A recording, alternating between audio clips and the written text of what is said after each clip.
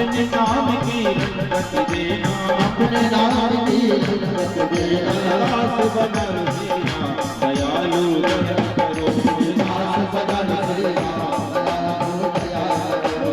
जपो सदा तेरा दयालु दया करो, जपो सदा तेरा दयालु दया करो। जपो सदा तेरा कृपालु कृपा करो, जपो सदा तेरा कृपालु कृपा करो।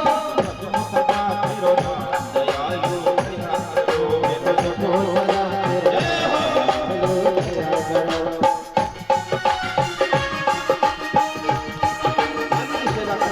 ताली बजाते हुए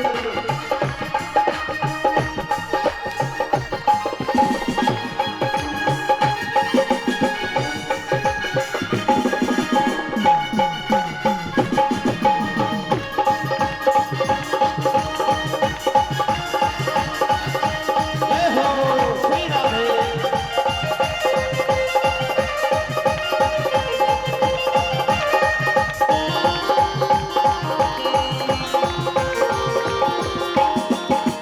मेरे मन की ज्योत जगा दो, तेरे मन की ज्योत जगा दो, मुझको अपना रूप दिखा दो, मुझको अपना रूप दिखा दो। मेरे मन की ज्योत जगा दो, तेरे मन की ज्योत जगा दो, मुझको अपना रूप दिखा दो, मुझको अपना रूप दिखा दो। बना दो मेरे नाम दयालु दया करो, बना दो मेरे नाम दयालु दया करो, बना दो मेरे नाम दयालु दया करो।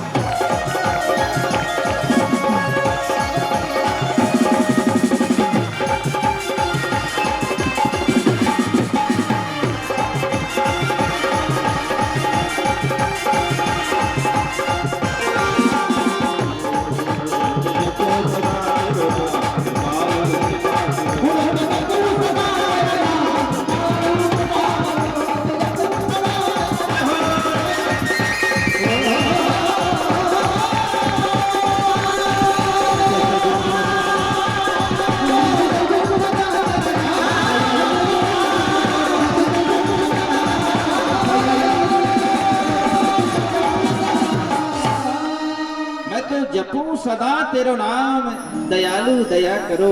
ब्रह्मा जी ने ऐसी भगवान से प्रार्थना करी, प्रभु कृपा कर दो सृष्टि आगे बढ़ जाए, सृष्टि की रक्षा हो। भगवान ने ब्रह्मा जी के नासिका से प्रादुर्भाव कर लिया अपने आप का। ब्रह्मा जी की नासिका से 12 भगवान का जन्म हो गया। विद्या विधायतो नाता विविरात सहसा नगा, बराह तो को निर्गाद धनुष्ट परिमाण कहा, बराह तो को। भगवान ने अंगुष्ठ मात्र परिणाम छोटे से रूप में भगवान प्रकट हो गए। देखते देखते वह बड़े हो गए, इतने बड़े हो गए पर्वत के समान विशालकाय हो गए। वहां पर खड़े हुए मरीचि आदि ऋषियों ने कहा, ये तो भगवान का अवतार हो चुका है। बोलो 12 भगवान की जय हो। 12 भगवान ने सबके देखते देखते समुद्र में छलांग लगा दी। जो माता पृथ्वी उस समय जलमग्न थी, पाताल में पहुंचे और पृथ्वी को लेकर 12 भगवान आ रहे थे कि मार्ग में मिल गया हिरणाक्ष का। हिरणाक्ष जो मिला, किसके लिए मार्ग मिला? देवर्षि नारद जी को मिल गया। नारद जी सामने से आ रहे थे, सामने से जा रहा था गदा लेकर। अब जी क्यों घूम रहा था संसार में, लड़ाई के चक्कर में घूम रहा था। कोई मेरे जैसा पहलवान मिले, उससे मैं दो दो हाथ करूं। किसी की हिम्मत नहीं थी, किसी की ताकत नहीं थी जो हिरणाक्ष का सामना कर ले। जिसने पृथ्वी का हरण कर लिया हो, कोई वो छोटा मोटा मानव होगा, छोटा मोटा राक्षस होगा क्या? बहुत बड़ा था, विशाल था,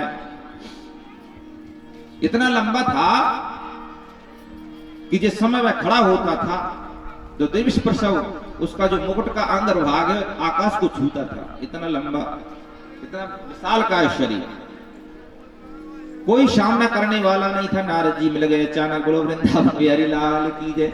नारद जी से कहा कि तुम ही हमें देख रहे हो क्यों?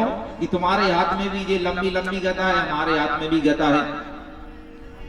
नारद जी ने कहा भैया मैं लड़ो ना है। काहे? नारद जी ने कहा मैं मोई लड़ाई करबो ना आवे, मोई लड़बो ना आवे तो का करो महात्मा जी? तो महात्मा जी नारद जी ने कह दी लड़ाई करबो ना आवे लेकिन लड़ाई करावो जरूर आवे। बोलो वृंदावन बिहारी लाल की जय। किससे करा दोगे हमारी दो दो हाथ? के पतो में बता दूंगा कि पतो कहाँ है, कौन है तुमसे सामना करने वाला? कहा ऊपर की ओर मत जाओ, आकाश की ओर, धरती की ओर जाओ, पाताल की ओर जाओ। वहां पर एक बार आए भगवान तुम्हारी हरण की हुई पृथ्वी का उद्धार करते हुए ऊपर की ओर आ रहे हैं। ठीक है, इतना बड़ा विशाल का शरीर उसका। पहुंच गया समुद्र के अंतर जल में। 12 भगवान मिल गए। 12 भगवान से अब लड़ाई कैसे हो? तो उन्होंने कहा हे जंगली सुअर, तुम्हारा जो शरीर है वह तो मानव का है, परंतु आपका जो शरीर है वह मानव का है, लेकिन जो आपका मुखमंडल है वह जंगली सुअर जैसा है। तुम कौन हो? मेरी पृथ्वी का हरण करके तुम कहां जा रहे हो? भगवान ने कुछ नहीं कहा। भगवान ने कहा पहले मैं अपना काम पूरा कर लूं फिर इससे बात करूंगा। लेकिन उसने बार बार टोकने की कोशिश की, भगवान ने कुछ नहीं कहा। तब उसने बार बार भगवान को चेतावा उकसाया, लेकिन भगवान ने कुछ नहीं कहा। इतने भगवान पृथ्वी माता को ले आए और पृथ्वी माता को जल पर स्थापित कर दिया। फिर कहा भैया कहा बोल रहे तुम मोते?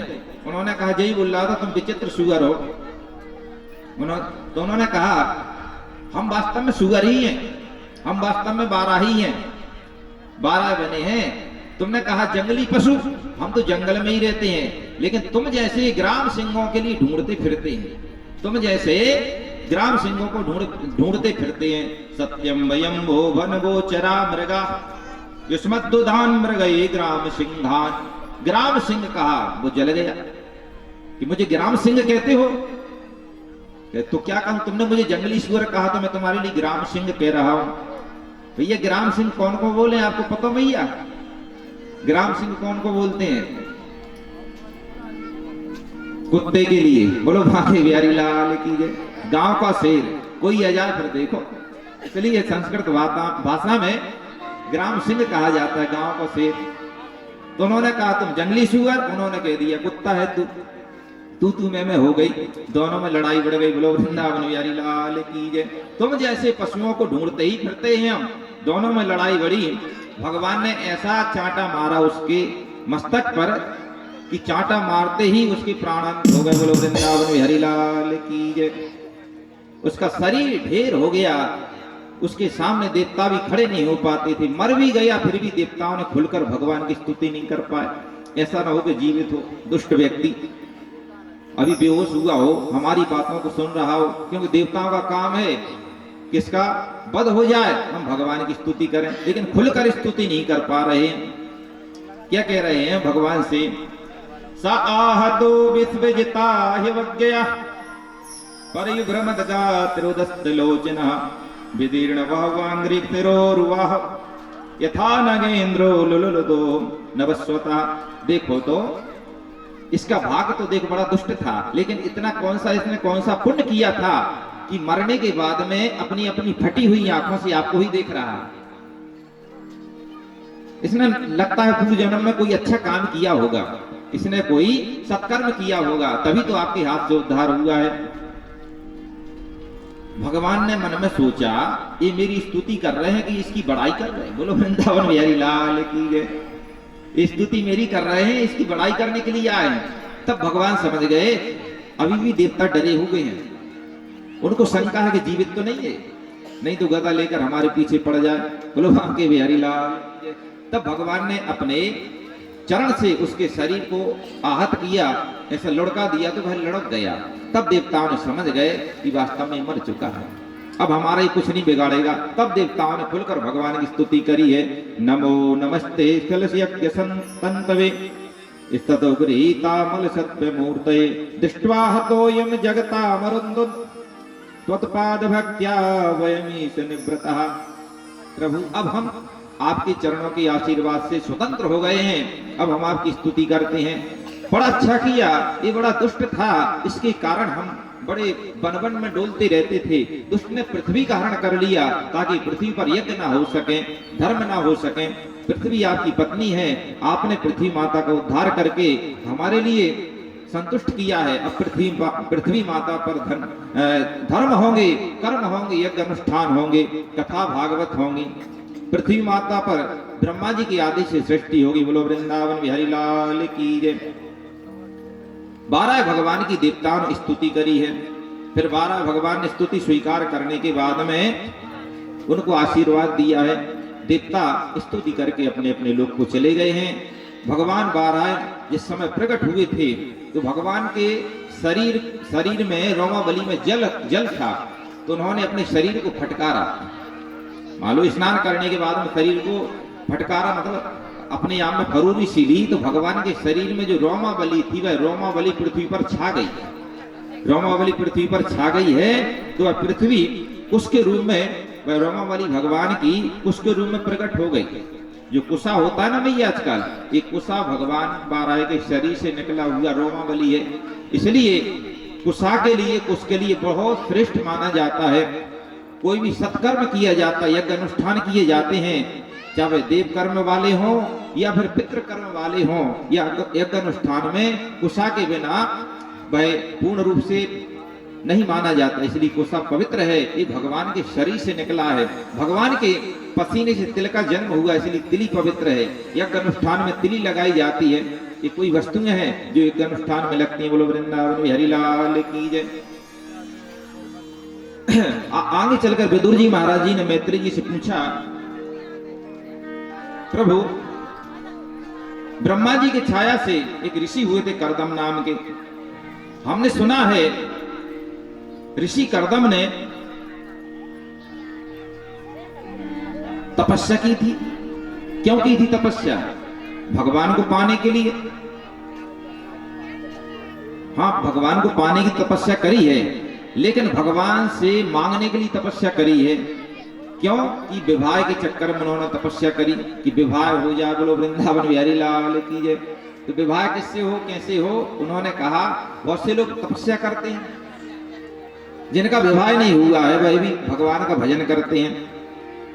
तो उन्होंने भगवान का भजन किया विवाह के चक्कर में, और विवाह हुआ तो उन्होंने भगवान प्रकट हो गए। तो उन्होंने कहा प्रभु हमारा ऐसी पत्नी के संग में विवाह हो जो सत्कर्म में हमारा साथ दे, यज्ञ अनुष्ठान में हमारा साथ दे, सत्संग में हमारा साथ दे, अर्थात मेरे अनुकूल मेरी पत्नी होना चाहिए।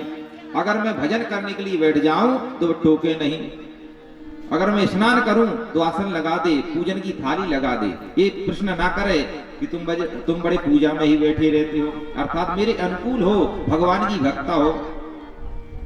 तो भगवान ने कहा ठीक है, ऐसी पत्नी परसों तुम्हें प्राप्त हो जाएगी।